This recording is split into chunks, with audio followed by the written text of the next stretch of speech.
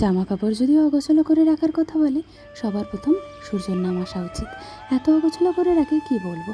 কি খবর ফ্যামিলি, সবাইকে অনেক ভালোবাসা জানিয়ে আরও একটা ভিডিও শুরু করছি। আমি পূজা। এখন বাজে ঘড়িতে 3:30। দুপুরবেলা এত গরম, ঘুম পাচ্ছে না, কি করব। সেই জন্য সমস্ত জামা কাপড়গুলো গোছাগাছি করতে নেমে পড়েছি। আসলে গোছাগাছি যদি না করে রাখি ঘর দুয়ার, একদম ভালো লাগে না।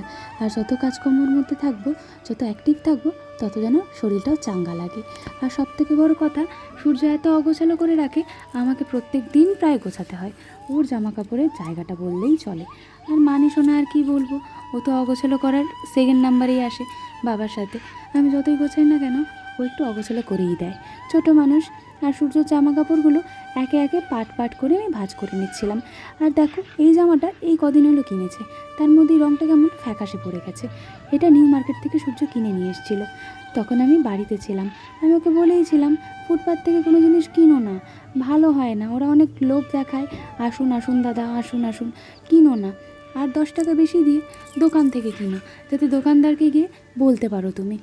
যাই হোক, একে একে সমস্ত জামা কাপড়গুলো ভাঁজ করে নিলাম। সূর্যর প্যান্টগুলো এই দিকটা রাখলাম, আর এই দিকটায় শার্ট আর গেঞ্জিগুলো রাখলাম। এই দেখো, সমস্ত একে একে গুজে দিলাম, সমস্ত জায়গায় তুলে রাখলাম। আর কি বলো তো, এখনও অনেক কাজ বাকি। সকালবেলা থেকে ক্যামেরা অন করার সময় হয়ে ওঠেনি বলাটা ভুল, ক্যামেরা খুলতে ইচ্ছে করছিল না। শরীরটা দুদিন যাবৎ খুব খারাপ করছে। সেই কারণে কি করব, কিছুই তো ভালো লাগছিল না। ওই কারণে ভাবলাম, না, মনকে ভালো করতে হলে কাজকর্মই মন দিই। আর এখন বিস্কুটের প্যাকেটটা খুলছি। মানি সোনার বায়না, দাঁড়াও, সে এখন জল বিস্কুট খাবে। সেই জন্য একে একে সমস্ত বিস্কুটগুলো আমি ঢুকিয়ে দিচ্ছি। মানি সোনা আবার থিন অ্যারোরুটটা খায়, বিসফার্মের। তো এই বিস্কুটটা ছাড়া সে আবার কিছু খাবে না। আর জানো তো, একটা ইন্টারেস্টিং বিষয়, সেটা হচ্ছে মানে যখন পেটে ছিল, আমার 1 প্যাকেট বিস্কুট একদিনে শেষ হয়ে যেত। মেরি বিস্কুট খেতে আমি খুব ভালোবাসতাম। আর সূর্যকে আমার ডক্টরকে গিয়ে নালিশ করতো যে আপনার পেশেন্ট এত মেরি বিস্কুট খায় আর এত পেটে গন্ধ, কি বলবো। তো ডক্টর খালি বলতো, কেন, কি বিস্কুট খাস? তখন সূর্য বলেছিল যে মেরি বিস্কুট খায় ও, মেরি বিস্কুট। তখন বলছে, ও বাবা, এ তো আটার দোলাও। আমি ভাবলাম, কি না কি বিস্কুট খাস বাবা, এত কথা কি আছে, খাক না, ও বিস্কুট খেতে চায়। চলো, একটা ইন্টারেস্টিং কথা মনে পড়ে গেল, তাই তোমাদের সাথে শেয়ার করে ফেললাম। চলো তাহলে জলের বোতলগুলো ভরে নিই। আর আমার জলের বোতল ভরা হয়ে গেছে, এখন মানির জলের বোতলটা ভরা বাকি। মানি সোনাকে তো খেতে দিয়েছিলাম জল বিস্কুট, সে বায়না ধরেছে, সে এখন তার জলের বোতলে জল খাবে। ওই কারণে বাইরে এসে দেখি, হ্যাঁ, কলে জল পড়ছে, কল থেকে তো জল ভরে নিলাম। আর এই কলের জলে না বড্ড আয়রন, ওই কারণে কাপড় বেঁধে জল ভরতে হয়, মানে পুরো জলটা খানিকক্ষণ পর হলুদ হলুদ হয়ে যাবে।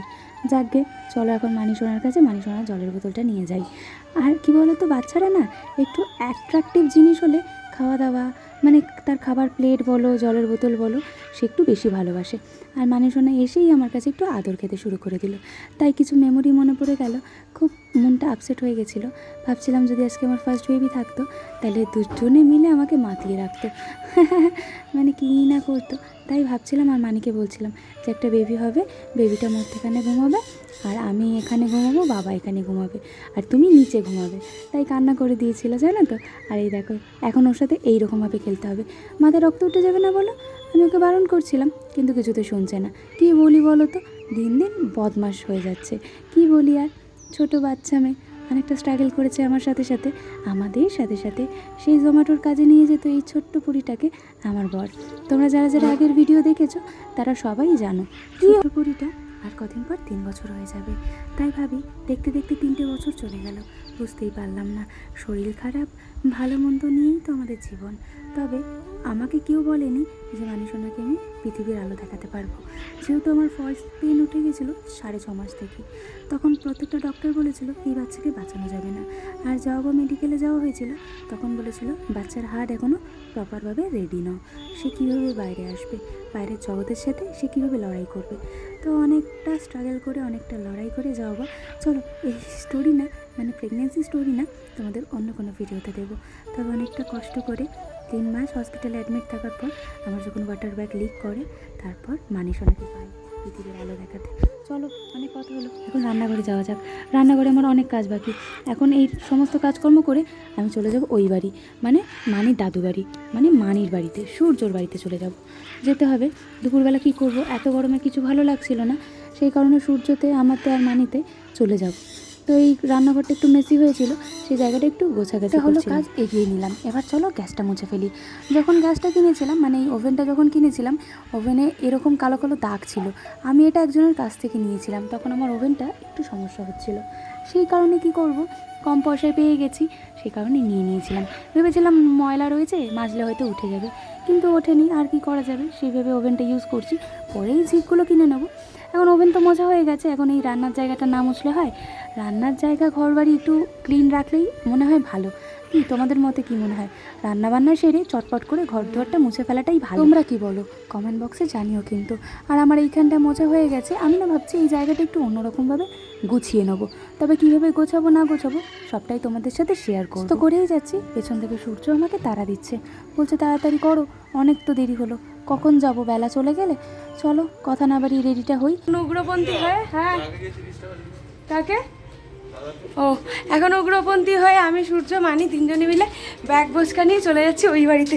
আমার তো মুখটাই ঢেকে গেছে, দাঁড়াও সেলুনে একটু টাকাটা দিয়ে দিই। উগ্রপন্থী হয়ে পুরো কভার হয়ে, আসলে এই রোদের মধ্যে যদি বেরো তোমরা একটু ফুল বডি কভার করে বেরোনোটাই উচিত। তার কারণ বেরোতাম না, মানি বায়না ধরলো, আর কিছু তরকারি ছিল, সেই তরকারিটা বাবাকে দিয়ে আসতে হবে, সাথে আইসক্রিমটাও নিয়ে নিলাম, ওই বাড়িতে বসে খাবো বলে। বাবা রয়েছে, বাবা মা আমি মানি বাবা সবাই মিলে খাবো বলে। মানি সামনে বসে রয়েছে, মানিকে আর কিছু দিয়ে কভার করি, ও কভার করলে থাকতে পারবে না, মানে রাখবে না, ছোটো বাচ্চা যেহেতু।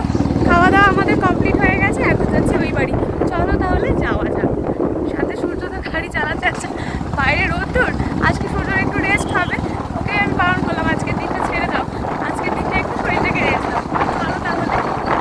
রাস্তা দিয়ে যাচ্ছিলাম আর এই রাস্তার আশেপাশে দৃশ্যগুলো উপভোগ করছিলাম, এত দারুণ লাগছিল, ক্যামেরাবন্দি করে ফেললাম। এটা আমাদের দৈনন্দিন দিনের যাওয়ার রাস্তা, আর এখানেই খানিকটা ক্রস করেই আখের রস বিক্রি হচ্ছিল। সাধারণভাবে এই দাদুটার কাছে, মানে মানিয়েকে এনাকে দাদু বলে, তো এই কাকুটার কাছে আমরা আখের রস খেয়ে থাকি।